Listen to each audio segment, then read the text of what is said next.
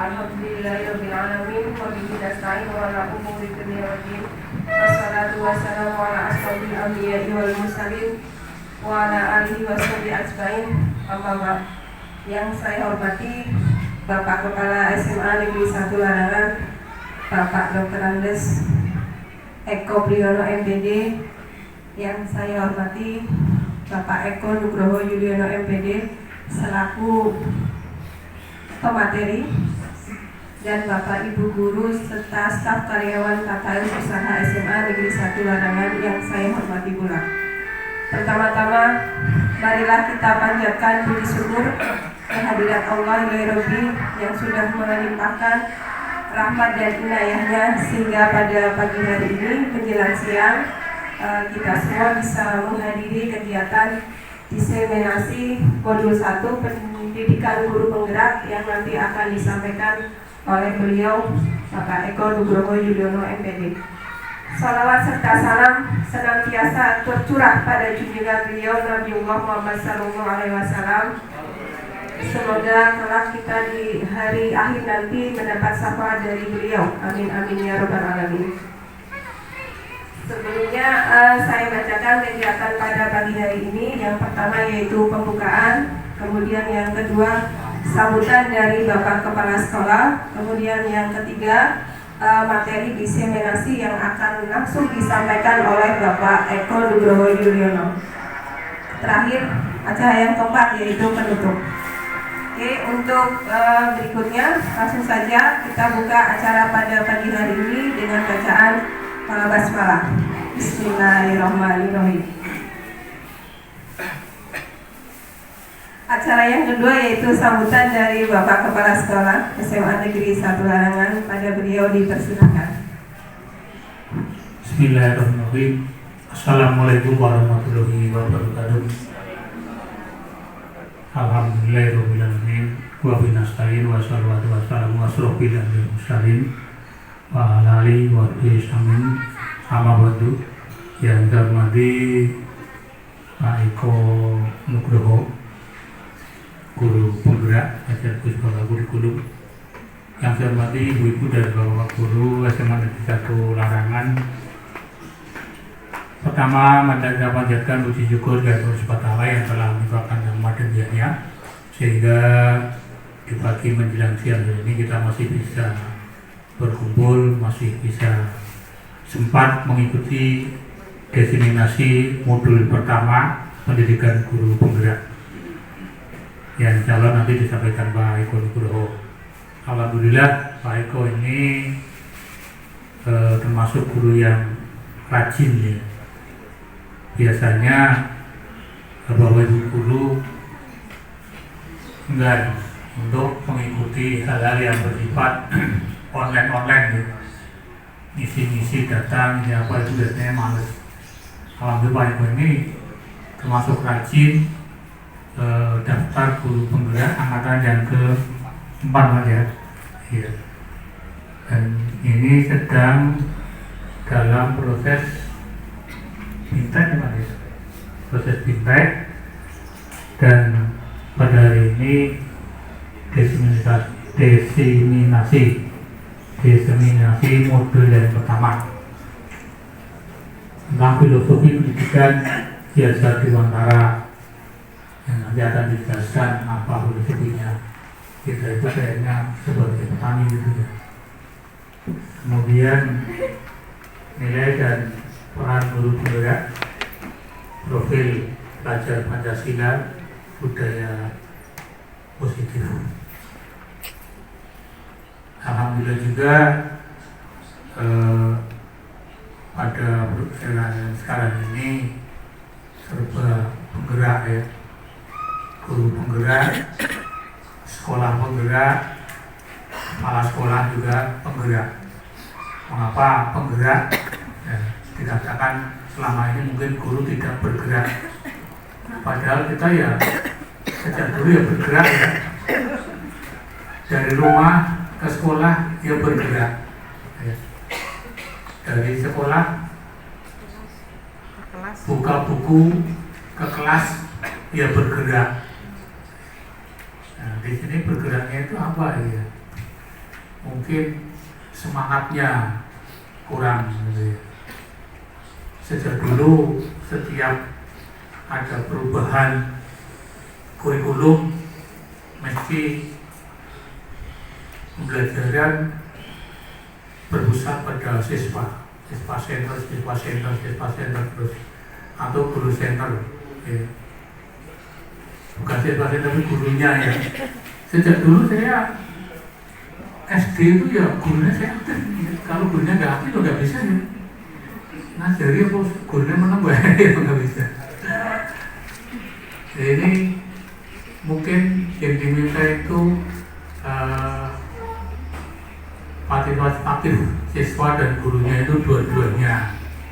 Ya, selama ini mungkin gurunya sing aktif terus.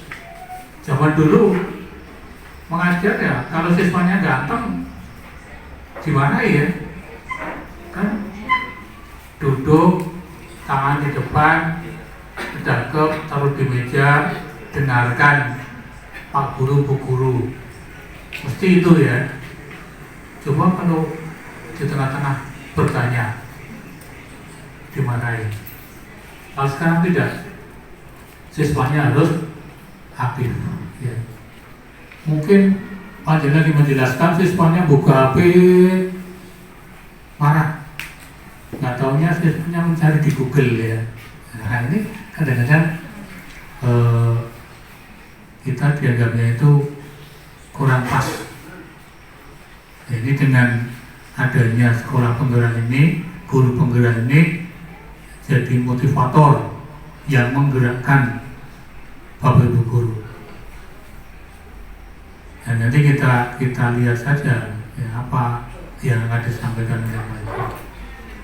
Dan sudah ada surat edaran untuk jadi kepala sekolah. Sekarang itu ada sertifikat guru penggerak. Ini kan kita tidak pernah membayangkan ya, daftar guru penggerak apa dulu nggak bayangan mau jadi kepala sekolah tidak. Tapi tiba-tiba ada surat edaran dari Pak Menteri, ya syarat kepala sekolah harus punya sertifikat guru penggerak.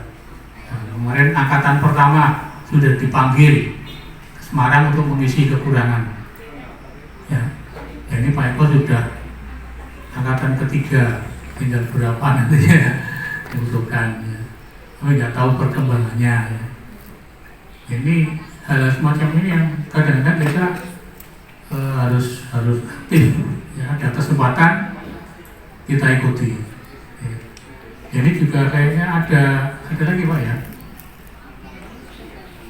Nanti angkatan ke-7 ya. Yang masih muda-muda ikut ya. Saya dulu hampir setiap ada lomba itu ikut. Kegiatan apa? Saya ikuti terus ya. Walaupun ya nggak menang, tapi ada satu kebanggaan, mungkin ada manfaatnya. Terutama kalau lomba menulis ya, karya tulis ya, itu saya selalu. Nah, ini di guru penggerak ini juga online ya, dan alhamdulillah di SMA Larangan Pak Eko ini daftar bisa masuk, dan ini lagi intake sampai pada bulan Juli kalau nggak salah ya, Juli. Nanti setelah itu September baru jadi guru penggerak dulu Pak. Jadi guru penggerak menggerakkan teman-teman di sekolah. Dan nanti kalau ada kesempatan kekurangan mungkin akan diundang untuk jadi kepala sekolah. Ini kan bersyukur. Nah, itu mengantar saya, mudah-mudahan apa yang disampaikan Pak Eko ini menjadi motivasi bagi Bapak Ibu guru untuk menggerakkan diri sendiri menjadi guru yang lebih bagus daripada sekarang. Mari kita berefleksi pada diri kita, sudah jadi guru yang baikkah saya? Ya.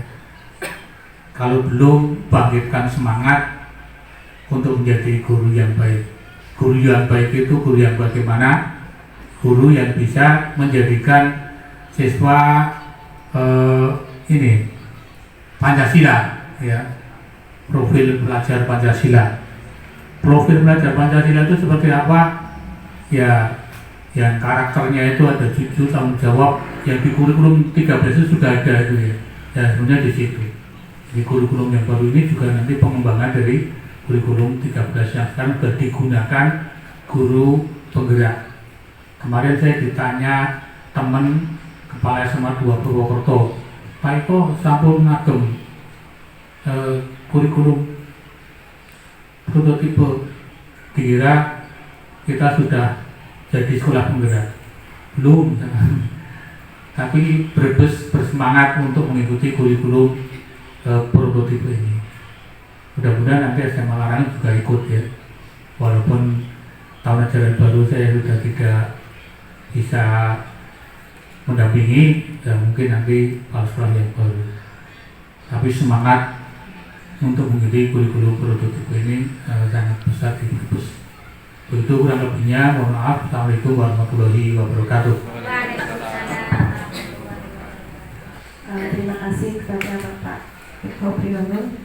Kemudian acara yang ketiga yaitu diseminasi modul 1 pendidikan guru penggerak yang akan disampaikan langsung oleh beliau Bapak Eko Nugroho Yuliano MPD. Monggo kita ikuti bersama. Kalau tidak salah guru penggerak ada 9 bulan ya Pak. Ini sudah bulan keberapa Pak? Oh ini sudah bulan ketiga. Nanti kita ikuti bersama apa-apa yang sudah Bapak Eko peroleh di guru penggerak, sehingga nanti kita ikut tergerak Pak Eko. Ya. Pada Pak Eko Nugroho Yuliano, saya silakan. Assalamualaikum warahmatullahi wabarakatuh. Alhamdulillah, nahmaduhu wa nasta'inuhu wa nastaghfiruh wa na'udzu billahi min syururi anfusina wa min sayyiati a'malina. May yahdihillahu fala mudilla lahu wa may yudlil fala hadiya lahu. Asyhadu an la ilaha illallah wahdahu la syarika lahu wa asyhadu anna sayyidina Muhammadan abduhu wa rasuluh. Allahumma shalli wa sallim ala sayyidina Muhammad. Amma ba'd. Bapak Kepala Sekolah, Bapak Tetanus Eko Priyono MPD yang saya hormati, Ibu dan Bapak Guru serta karyawan SMA 1 Larangan yang sangat berbahagia, sangat sehat dan sangat kuat gitu. Kita doakan keluarga-keluarga kita yang masih dalam keadaan kurang fit, yang masih agak sakit, kita doakan semoga segera Allah sembuhkan. Amin. Karena dari banyak yang menyampaikan ada yang sakit dan sebagainya. Kita doakan semoga dari keluarga-keluarga kita yang sedang dalam kondisi sakit, kita Allah sembuhkan dari penyakitnya. Dan yang masih memang dalam sakit itu diberi kesabaran dalam menerimanya dengan keikhlasan. Ibu dan Bapak sekalian, terima kasih atas waktunya untuk mengikuti acara ini, acara berarti program dari guru penggerak yang saya ikuti. Saya mendaftar awalnya rencana angkatan 1 Bapak dan Ibu, tapi ternyata saya melihat waktu saya ambil angkatan 4 saja. Karena saya ikut angkatan 4 dan sekarang dalam diklat pendidikan dan latihan selama 9 bulan yang penuh suka duka begitu dalam kegiatan ini. Apalagi ketika mungkin untuk informasi awal kepada teman-teman yang tadi sampai Bapak Kepala Sekolah yang muda-muda, harusnya bukan muda, semuanya aja lebih baik tergerak untuk bisa mengikuti, itu akan lebih baik. Karena apa? Ini adalah program pemerintah yang dicanangkan untuk menyambut kurikulum baru ini, kurikulum paradigma baru ini atau kurikulum prototipe. Karena di sana akan menyambung dengan itu. Karena di situ ada paradigma baru yang akan disampaikan kepada kita semuanya, para bapak dan ibu guru.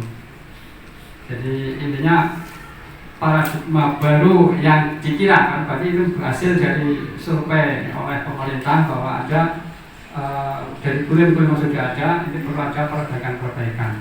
Jadi perbaikan yang muncul yaitu kurikulum paradigma baru yang sudah digulirkan dan akan dicanangkan serentak di tahun 2024. Dan dari situlah akhirnya pemerintah Pak Nadiem harus ada pionir-pionirnya untuk segera melaksanakan itu, sehingga dibuatlah program guru penggerak untuk menyambut itu. Dan kebetulan saya mengikutinya, dan mudah-mudahan nanti teman-teman juga yang tadi kemarin katanya saya pengen daftar tapi bukan apa kayak gitu katanya. Kalau saya dari dulu memang saya senang Bapak dari kalau saya di kelas itu senang saya itu. Jadi bagi dianggap sebagai pegila diklat begitu. Jadi ketika ada kegiatan juga saya senang, ada tulisan guru penggerak. Saya belum tahu apa itu guru penggerak, saya ikut saja begitu. Ketika mengikuti Bapak dan Ibu, ternyata awal kita akan ikut tes itu, yaitu membuat esai, itu saya juga bingung. Saya ini orang fisika yang tidak suka bercerita begitu ya. Yang penting batot begitu saja. Tapi di situ harus membuat esai dan banyak sekali poin-poinnya yang harus digunakan, mulai dari refleksi kegiatan kita sendiri di sekolah yang lalu bagaimana, kemudian ketika ada kasus-kasus di sekolah yang pernah dihadapi diceritakan. Padahal itu tadi bukan tipe saya itu tipenya orang yang sudah inginnya melupakan masa lalu begitu, tidak begitu. Ketika ada itu pokoknya diingat terus, saya tidak begitu. Maka itu menjadi agak susah ketika saya mengisi itu. Saya harus berpikir lagi kemana, harus mengungkit kembali begitu maksudnya. Ini juga untuk bocoran teman-teman nanti Bapak dan Ibu yang akan ikut nanti akan tujuh yang para P3K, saya mohon bisa ikut semuanya, sehingga ada wawasan untuk kita menyambut dari kurikulum baru ini. Ibu, kegiatan luar juga disampaikan. Kegiatan luar apa saja dituliskan di situ, kegiatan kemanusiaannya apa, ada semuanya diceritakan. Nah, kebetulan saya juga kegiatan luar sama saya isikan. Nah, dari poin-poin itu maka dianggap lolos pada seleksi berikutnya Bapak dan Ibu, yaitu seleksi simulasi mengajar. Kalau di essay sudah banyak dulu dikirimkan, selesai masuk dalam lolos berikutnya yaitu simulasi mengajar. Simulasi mengajar saya juga ikuti, harus juga sesuai. Nah, dulu ditemani oleh Pak Robin, saya dulu simulasi mengajar sendirian, Pak ditawani begitu mengajar langsung lewat Google Meet, dipantau oleh dua pengamat, dua supervisor dari perguruan tinggi dan di luar itu para penggemar pegiat pendidikan yang memang sudah menjadi asesor begitu, ada asesornya. Nah, setelah itu ya ternyata saya lolos lagi. Lolos berarti masuk ke 3, ada tes tertulisnya yang tes bakat skolastik itu dari awal kalau nggak salah. Tes bakat skolastik dan alhamdulillah bisa selesai dan diumumkan sebagai peserta CGP, calon guru penggerak di angkatan keempat. Nah dari situ maka suka dukanya mengikuti banyak sekali. Tapi lebih baik suka saja, jangan duka lah begitu Bapak dan Ibu, sehingga ini kalau saya bilang duka nanti banyak tidak ikut nanti. Hanya kita harus bisa meluangkan waktu saja, meluangkan waktu untuk menyelesaikan itu semuanya. Dan alhamdulillah pada pagi hari ini Bapak dan Ibu, mohon maaf tadi mengambil waktu Bapak dan Ibu untuk satu tugas saya, yaitu diseminasi dari modul yang sudah saya pelajari.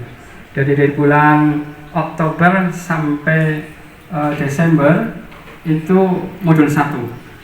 Nah ini yang akan saya sampaikan sebisa saya nih Bapak dan Ibu terkait ini. Dan ini memang kalau kita sampaikan semuanya ya berhari-hari, saya dari bulan Oktober sampai Desember ya, Oktober sampai Desember 3 bulan itu ke modul 1.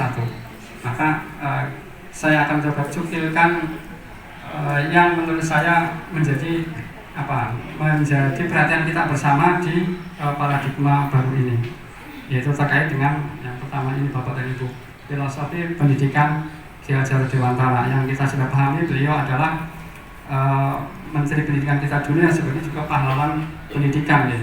Dan ternyata sangat luar biasa gagasan-gagasan beliau yang bagi saya ini berarti ini suatu hal yang baru.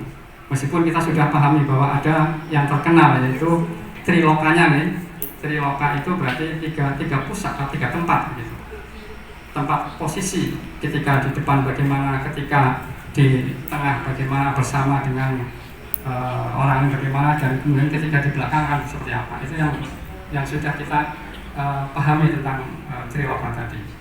Ingat sosum tulodo, imanjo montaso, dan itu pilihan darah yang tinggal berarti memahamkan kembali, bisa merefleksikan kembali bagaimana menempatkan lokal-lokal itu begitu, yang dirasa oleh pemerintah, terutama bahwa kita masih belum fokus kepada itu. Jadi makanya kurikulum Orde Baru mengarah kepada pemahaman dari pemikiran pendidikan Ki Hajar Dewantara. Ibu dan Bapak, kita coba slide berikutnya itu. Nah, ini yang mendasari kita bersama, dan ini saya yakin juga Bapak dan Ibu yang senior saya ya, sang sepuh-sepuh saya sudah memahami, karena beliau adalah Bapak Menteri kita yang dahulu, yang telah memberikan dasar-dasar pemikiran tentang maksud ini. Jadi akan memposisikan betul yang saya bawa kepala sekolah, kita berpusat pada murid begitu. Murid yang menjadi bagian dari pendidikan kita, yang kita sebagai bapak dan ibu guru untuk membimbing mereka. Nah, dari pemikiran ini dirunut di kurikulum Orde Baru akan mengacu ke sini. Jangan sampai tidak kepada hal ini. Hal yang utama adalah ini, bapak dan ibu, bahwa pendidikan itu adalah menuntun, gitu ya. Menuntun segala kodrat. Ini menurut Ki Hajar Dewantara, bukan menurut saya nih bapak dan ibu, menurut Ki Hajar Dewantara. Menuntun segala kodrat yang ada pada anak-anak agar itu, mereka dapat mencapai keselamatan dan kebahagiaan yang setinggi-tingginya, baik sebagai manusia maupun anggota masyarakat. Ini dasar berpikirnya sebagai refleksi dari pemikiran Ki Hajar Dewantara, dan fokus utamanya adalah ini Bapak dan Ibu. Jadi bahwa murid itu sudah punya kodrat masing-masing, anak itu sudah punya bakat-bakat masing-masing, sudah punya karakteristik masing-masing, dan kita itu sebagai guru hanya dapat menuntun, bukan merubah atau membuat begitu, tapi kita hanya diminta menuntun. Ini yang dalam pemikiran Ki Hajar Dewantara adalah seperti ini. Jadi coba ke slide lain Bu. Itu ada yang mungkin terbersit di dalam satu lagi itu. Nah, satu lagi. Ya udah. Coba dibuka yang terkait dengan bahwa kita coba kembali ke atas Bu, yang tadi terkait dengan maksud dari pendidikan. Saya lagi Bu, itu. Nah, bahwa yang terbesit dalam kita yang biasanya barangkali saya juga salah di beberapa, bahwa maksud pendidikan adalah kalau di sini adalah menuntun, tetapi kita membuat ya, murid itu agar mereka dapat nilai raport yang baik, berarti dia dapat jadi juara begitu. Ini yang terbesit di dalam pikiran kita dulu. Saya barangkali bahwa kita semuanya, kalau itu pemahaman yang awal bahwa kita tidak semacam itu, bahwa tidak semata-mata kita anak itu harus pintar dapat nilai bagus, raportnya baik dan dapat juara, dan itu bukan menjadi tujuan dari pendidikan yang menurut Ki Hajar Dewantara. Jadi ini, jadi arahnya ke sana bahwa kita hanya menuntun karena tadi anak atau murid sudah punya kodratnya masing-masing. Seperti disampaikan bahwa kita hanyalah seorang tukang kebun atau petani, ini Ibu dan Bapak. Jadi petani itu kan bagaimana? Padinya sudah ada, yang padinya padi, tidak bisa kita padi itu kita jadikan jagung begitu. Jadi kita hanya membuat lingkungannya menjadi baik saja agar dia tumbuh baik, menjadi murid yang memiliki karakter yang baik dari yang sudah ada. Seperti kalau kita Rasulullah, Ibu dan Bapak, bagaimana Rasulullah membina seorang sahabat Umar, membina sahabat Ali bin Abi Thalib. Mereka punya karakter masing-masing. Kalau sahabat Umar radhiyallahu anhu kan orangnya keras gitu kan, keras sekali, suara kerasnya. Dia menjadi baik hanya harus dituntun, tidak kemudian diubah menjadi bahwa seorang Umar itu harus lembut begitu. Umar tidak bisa lembut begitu. Jadi begitu. Ini menjadi pendidikan maksimal bagi mereka. Utsman bin Affan menjadi penyabar, Ali apalagi seorang yang pendiam begitu ini, dan tetap dalam keadaan sama sekali, tapi di dalam persalian itu dibuat bagaimana tanahnya biar disuburkan, dipupuk seperti apa begitu. Hanya seperti itu yang bisa kita lakukan menurut Ki Hajar Dewantara, Ibu dan Bapak semacam itu. Jadi tidak bisa kita memaksakan diri kita kepada murid kita untuk menjadi apa. Tapi biar dia berkembang dari dirinya sendiri dalam menjadi dirinya seperti apa, sesuai dengan bakat dan minatnya. Ini yang diinginkan dalam paradigma baru ini. Ibu dan Bapak, coba kita lanjut berikutnya. Ini menuntun hanya pada tumbuhnya kodrat dari seorang anak saja. Anak yang memang anak itu kan suka marah ya, memang dia banyak marah, maka jangan sampai dia memarahnya terlaluan, dibimbing dengan pada saatnya dia ketika marah dia menjadi sadar bahwa tidak baik marah sama saja dan seterusnya. Jadi kita hanya seperti itu. Karena itu karakteristik masing-masingnya berbeda-beda. Berikutnya Ibu dan Bapak. Nah, pada akhirnya manusia itu merdeka adalah manusia yang hidup lahir dan batin tidak bergantung pada orang lain, akan tapi bersandar pada kekuatannya sendiri. Jadi ada bahwa orang yang merdeka adalah ada kemandirian dan juga tidak bergantung pada orang lain. Ini juga diinginkan dalam filosofi merdeka belajar. Jadi sebagai anak-anak yang merdeka. Dan ketika di pertemuan webinar menggunakan sebenarnya ini kado merdeka belajar, harusnya belajar merdeka begitu digunakan. Tidak harus belajar merdeka, bagaimana? Belajar mendisiplinkan diri dengan kemampuan sendiri bahwa tidak ada kesadaran diri untuk melakukan sesuatu dengan kemandirian diri. Jadi belajar merdekanya semacam itu. Tapi kalau sudah kadung katanya ini sudah kadung disebutkan bahwa menteri merdeka belajar, ya sudah, yang penting merdeka belajar begitu. Tapi yang pas adalah belajar merdeka begitu disebutkan. Berikutnya beratlah kemerdekaan itu. Bukan hanya tidak terperintah saja, akan tetapi harus juga menegakkan dirinya dan mengatur kehidupannya dengan tertib, dan termasuk juga mengatur tertibnya berhubungan dengan kemerdekaan orang lain.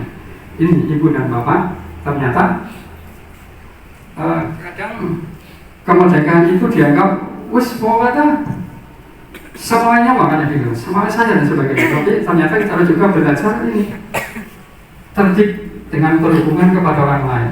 Bahwa kemerdekaan kita tidak harus mengganggu kemerdekaan orang lain. Itu yang juga harus dalam pendidikan sama-sama itu. Jadi kemerdekaan kita bukan berarti tak terbatas dan harus semaunya, tetapi harus dengan memperhatikan berhubungan dengan lingkungannya, dengan orang-orang di sekitarnya, sehingga kemerdekaan adalah tertib, menegakkan diri, mengatur kehidupannya. Kemudian berikutnya Ibu dan Bapak, kita teruskan kembali ini saja bahwa itu Sisiknas kita nih.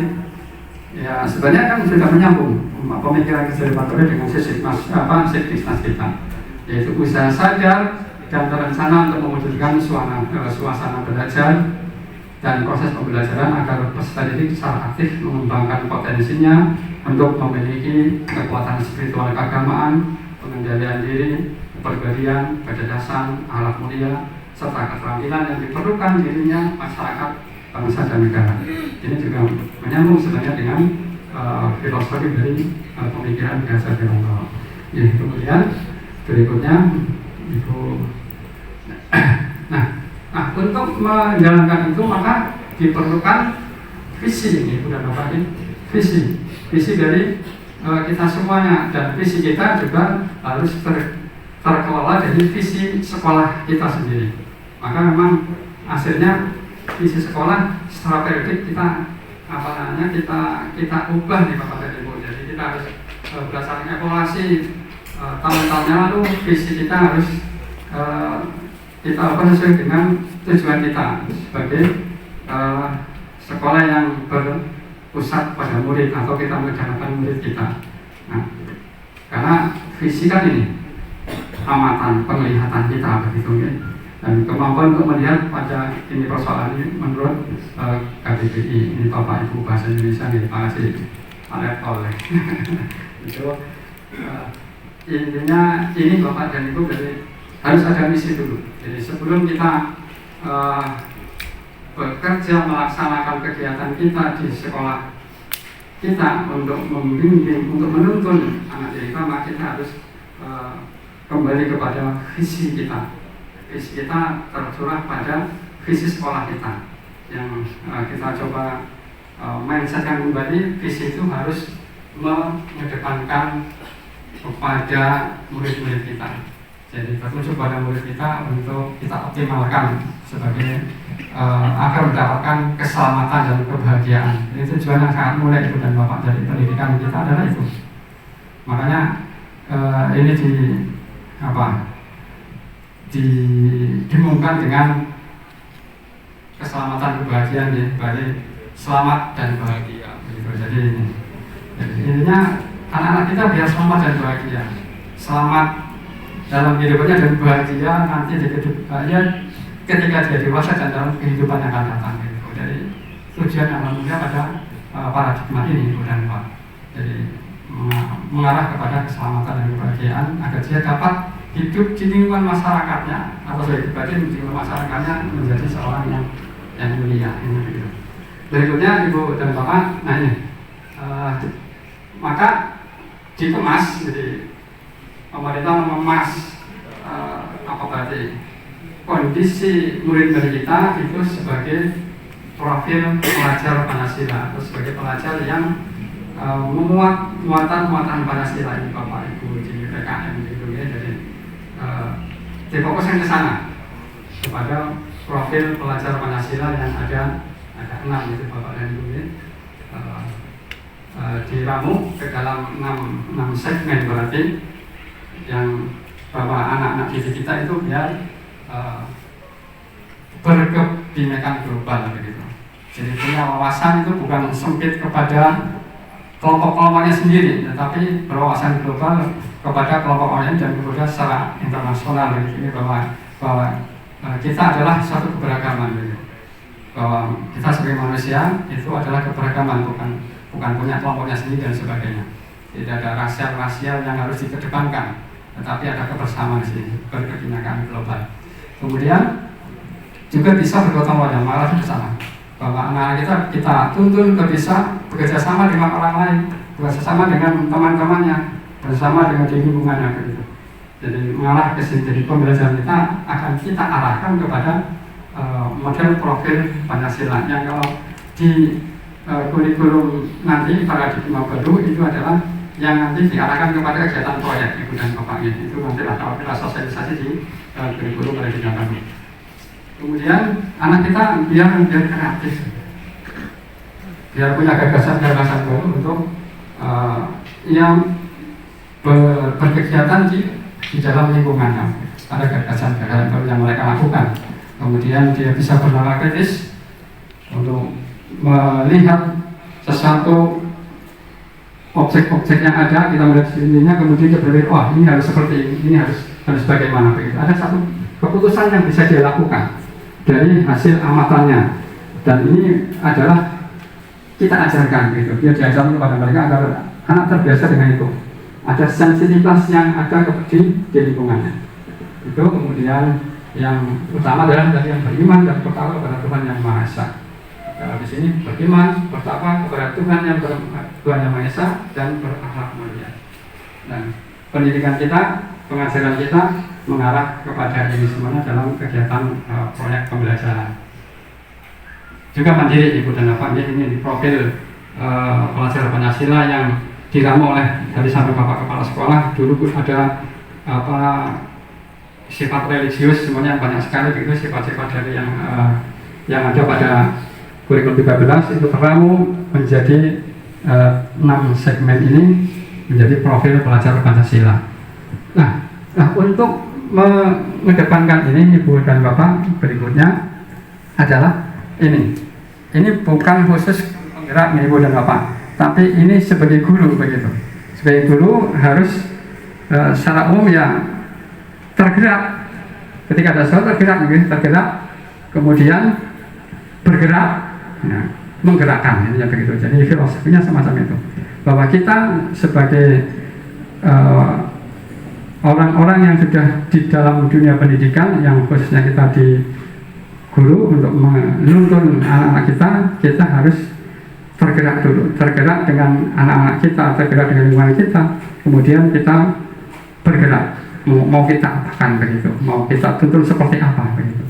Baru kemudian kalau sudah semacam itu kita saling menggerakkan begitu, menggerakkan satu teman-teman lain untuk bisa menciptakan kondisi murid kita yang dalam tercapai tujuannya, yaitu keselamatan dan kebahagiaannya. Itu ya, ada banyak bagaimana nilai-nilai yang ada pada kita. Yang harus ada pada kita adalah kita harus mandiri, kita harus bisa melakukan aktivitas sendiri, memperjuangkan pengetahuan kita sendiri, begitu harus macam itu. Mencari tadi ada diklat atau diklat, ada ini ketindas, itu adalah ada kemandirian begitu untuk itu. Di samping kemudian reflektif, ini yang saya sampaikan. Saya itu tadinya yang lalu berlalu begitu, mau ternyata ini harus ada pada kita harus reflektif, melihat yang sudah kita lakukan seperti apa sebagai bahan evaluasi nanti akan seperti apa. Jadi melihat ke belakang sebagai pembelajaran untuk kita melenting jauh ke depan untuk kehidupan kita begitu. Itu kemudian kolaboratif, kita bekerja sama begitu. Jadi bekerjasama untuk menunjang kegiatan pembelajaran. Kemudian inovatif, jelas sama dengan tadi Pak Bil, kita juga harus inovatif di dalam menuntun anak-anak kita. Dan kemudian yang ini adalah berpihak pada murid, bahwa apa yang kita lakukan adalah harus berpihak pada murid, berpihak agar murid itu mendapat keselamatan, kebahagiaan. Jadi ini jangan sampai kemudian murid menjadi mendapat kesusahan dari kita, mendapat perlakuan yang tidak baik dari kita, karena begitu. Berpusat kepada murid bahwa kita benar-benar akan yang disampaikan oleh Kiai Jatiwantono bahwa kita berhamba pada murid. Sampai-sampai berpikir seperti itu Kiai Jatiwantono, kita berhamba. Karena ceritanya ini dulu ketika beliau diasingkan di Belanda, di sana sedang target membuat deadline surat kabarnya, karena beliau juga sebagai wartawan terganggu oleh anak beliau yang sulung itu. Akhirnya anaknya diambil, ditaruh di luar rumahnya, dikunci sampai berjam-jam. Lupa karena dia langsung serius dengan tulisan yang serius untuk kejadian itu. Dan ketika tersadar sudah berjam-jam, dia, anak saya di mana? Di luar dan sudah biru membeku begitu apa. Dari situ beliau akhirnya menyampaikan, nak, sekarang kamu tak mulia. Setelah itu dia tidak pernah kemudian menyiksa anak dan sebagainya dengan cara meskipun itu biasa saja. Bahannya sejak deadline beliau menyingkirkan dulu begitu. Padahal sama-sama ternyata itu memberikan hal yang dampak yang tidak bagus pada anak. Dan dari situ sudah pemikiran beliau sudah dirinya menghamba kepada anak itu. Bahwa apa yang kita lakukan adalah untuk anak-anak kita, untuk murid-murid kita, dan biar berkembang sesuai dengan kodratnya. Itu jadi Ibu dan Bapak. Kemudian tadi perannya, ini sama-sama itu peran kita adalah ya tetap nanti menggerakkan komunitas kita tetap untuk bisa kolaborasi, ada komunitas bersama begitu kan, ada ya saling berbagi pengetahuan dan sebagainya. Nanti diarahkan semacam itu. Ini menggerakkan komunitas praktisi, menjadi coach bagi guru lain. Jadi ya menjadi ya bisa berteman untuk sharing dari teman-teman yang lain, mendorong kolaborasi, mewujudkan pembinaan murid dan menjadi pemimpin pembelajaran. Dan ini adalah peran dari guru penggerak tertulis itu. Tapi sebenarnya peran kita sebagai guru di sekolah kita. Begitu. Kemudian, nah ini Ibu dan Bapak, yang tadi yang saya sampaikan, yang ada pada kita akhir-akhir ini adalah ini begitu. Ini bahwa maksud pendidikan itu adalah mengajar, kita mengajar gitu kan, mengajar memberi pelajaran dan sebagainya, segala mata pelajaran pada anak-anak agar mereka dapat mencapai nilai rapor tinggi gitu, dan jadi juara kelas yang dapat prestasi di banyak lomba. Jadi ini berbeda sekali dengan pemikiran beliau yang ini kita memang sudah terreduksi ke pemikiran tinggi berbagai kelihatannya begitu. Pokoknya untuk juara, pokoknya biar menang dan sebagainya. Tetapi pada prinsipnya adalah bukan semacam ini begitu, tapi maksud pendidikan adalah menuntun segala kodrat yang ada pada anak agar mereka dapat mencapai keselamatan dan kebahagiaan setinggi-tingginya untuk menjadi anggota masyarakat maupun manusianya. Itu Ibu dan Pak. Kemudian berikutnya, nah, kalau melihat gambar ini terbersih apa gambar ini Bu? Kalau gambar ini, ya gambar gitu ya. Kira-kira ada pemikiran apa dengan gambar ini? Keinginan belajar. Sangat ingin belajar. Anak sangat ingin belajar. Semangat belajar. Terus kok masih terus kok pakai sama.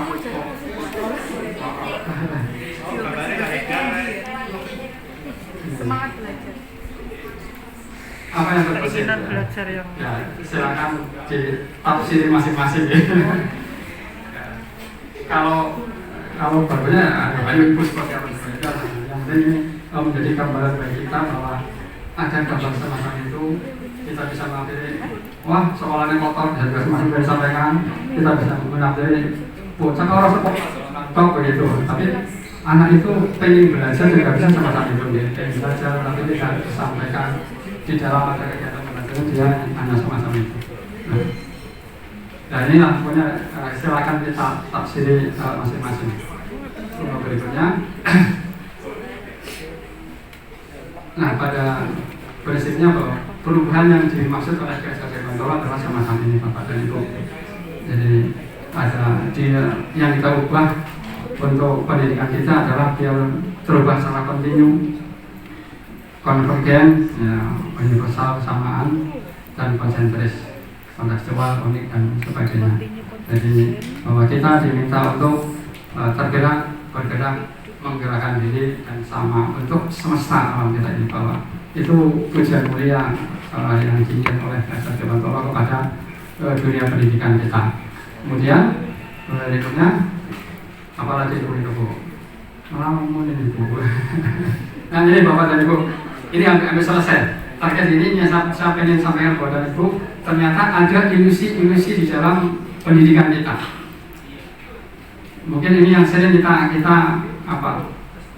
ya dalam kondisi ini, tapi ternyata ini adalah ilusi.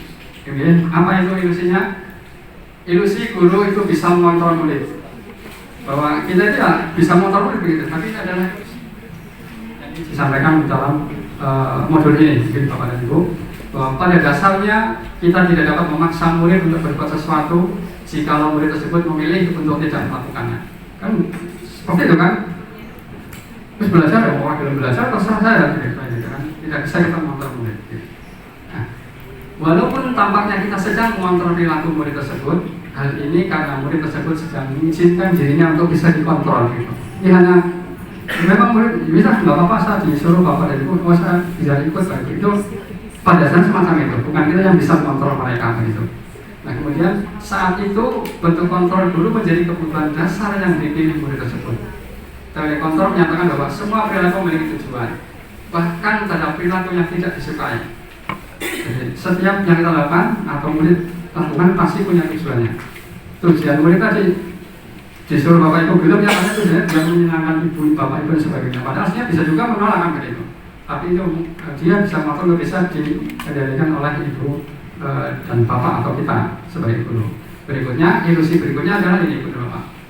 Ilusi bahwa semua penguatan positif, efektif, dan bermanfaat.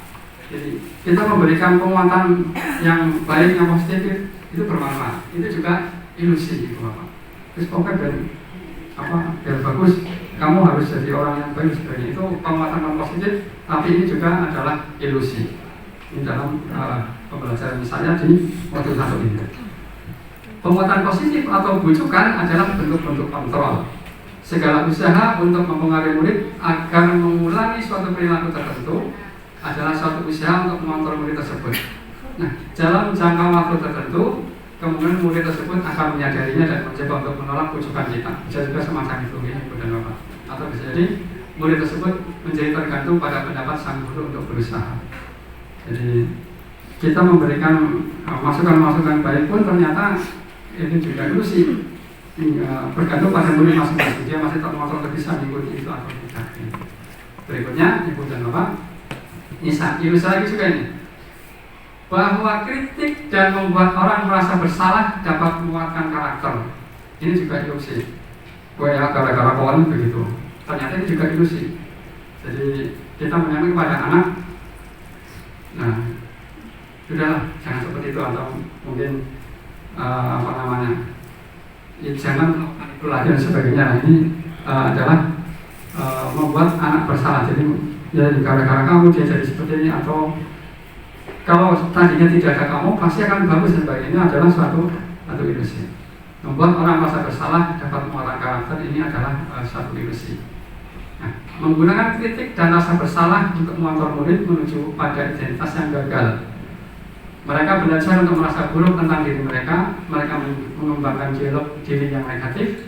Kadang-kala sulit bagi guru untuk mengidentifikasi bahwa mereka melakukan perilaku ini, karena seringkali guru cukup menggunakan suara halus untuk menyampaikan pesan negatif. Jadi meskipun kita menyampaikannya tidak marah-marah, tapi dia menyudutkan atau memberikan berarti dia disalahkan begitu, maka ini juga adalah ilusi bahwa itu menjadi baik untuk mereka. Kemudian ilusi yang terakhir adalah Ibu dan Bapak ini, ilusi bahwa orang dewasa memiliki hak untuk memaksa. Bahwa kita sebagai orang tua ya punya hak memaksa anaknya, gitu. Itu juga ternyata ilusi.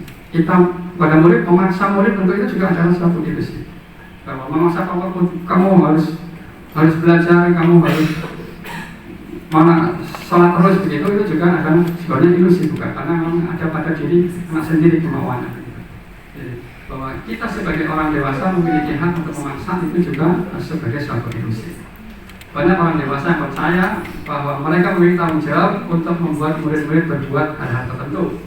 Apapun yang dilakukan dapat diterima selama ada sebuah kemajuan berdasarkan sebuah hubungan kinerja.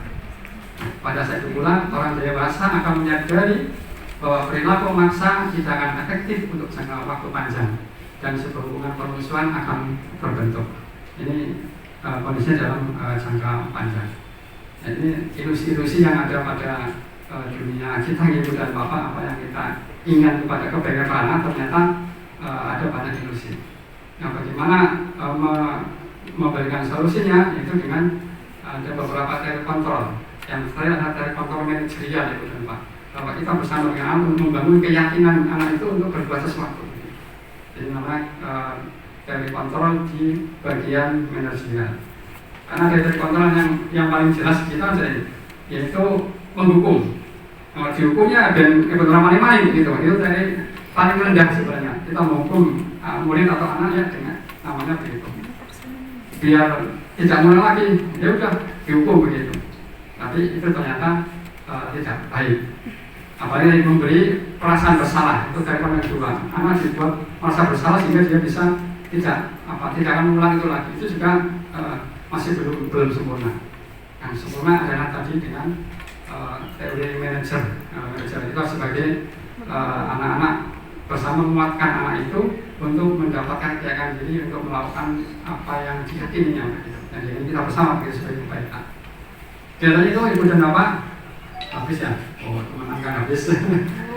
Harusnya banyak sekali, tapi ini yang mungkin menjadi bahasan pemikiran kita bersama, menjadi pemikiran kita bersama. Mudah-mudahan sudah ada pada kita semua sehingga ini bukan dewasa untuk menekankan kembali kepada kita bahwa ini adalah pemikiran paradigma baru yang diberikan oleh pemerintah untuk kita pahami lagi bersama dalam mendidik, menuntun murid-murid kita di sekolah. Mungkin demikian Ibu dan Bapak. Terima kasih atas perhatiannya. Yang penting saya sudah dapat acaranya begitu ya. Terima kasih. kedepannya kita akan coba saling berkolaborasi, saling berbagi informasi tentang pendidikan kita. Terima kasih. Wassalamualaikum warahmatullahi wabarakatuh. Waalaikumsalam warahmatullahi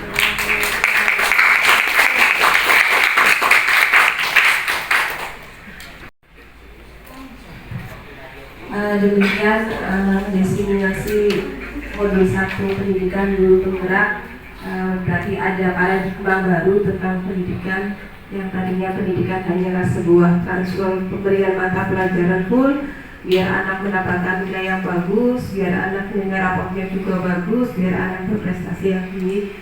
Sekarang dengan model yang baru, paradigma yang baru, dengan kita mengimbas dari apa-apa yang disampaikan oleh tokoh pendidikan kita, Ki Hajar Dewantoro, bahwa pendidikan itu adalah menuntun putra-putri kita, siswa kita agar nanti kelak menjadi mendapatkan kebahagiaan dan keselamatan.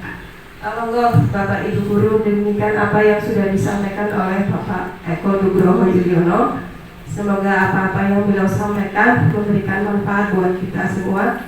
Yang intinya semuanya untuk siswa-siswa kita, sehingga siswa kita menjadi siswa yang lebih berkarakter, yang nanti akan hidup di masyarakat dengan baik dan selamat dengan kebahagiaan. Demikian saya selaku kok yang diberikan itu hasil dari diklat Pak Eko selama 3 bulan ini. Kita tunggu ya bulan-bulan berikutnya itu hasil dari apa yang Pak Eko peroleh bisa nanti pengibasan ke kita lagi. Berarti masih ada berapa bulan Pak Eko? Masih 6 bulan ya, masih 6 bulan. Kita tunggu Pak Eko 6 bulan berikutnya. Mudah-mudahan dengan apa yang disampaikan Pak Eko membuat motivasi kita lebih semangat lagi. Jadi kita bisa bergerak dan menggerakkan. Saya selaku moderator mohon maaf atas segala kekurangannya. Sebelum marilah kita tutup acara pada pagi hari ini, siang hari ini dengan doa majelis ya Pak Eko. Mudah-mudahan bisa bermanfaat, apa yang disampaikan Pak Eko bisa bermanfaat untuk semuanya. Subhanallah wa bihamdika asyhadu an la ilaha Astagfirullah wa atubu ilaik. Assalamualaikum warahmatullahi wabarakatuh. Pak Eko.